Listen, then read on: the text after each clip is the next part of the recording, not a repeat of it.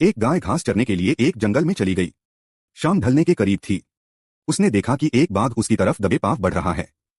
वह डर के मारे इधर उधर भागने लगी। वह बाघ भी उसके पीछे दौड़ने लगा। दौड़ते हुए गाय को सामने एक तालाब दिखाई दिया। घबराई हुई गाय उस तालाब के अंदर घुस गई।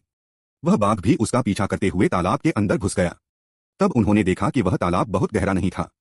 उसमें पानी कम था और वह कीचड़ से भरा हुआ था। उन दोनों के बीच की दूरी काफी कम थी।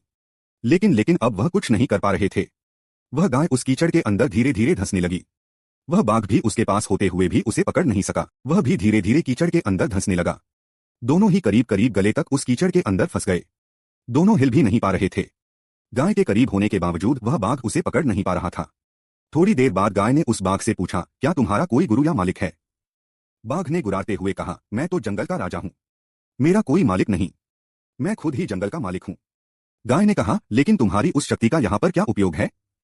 उस बाघ ने कहा, तुम भी तो फंस गई हो और मरने के करीब हो। तुम्हारी भी तो हालत मेरे जैसी ही है।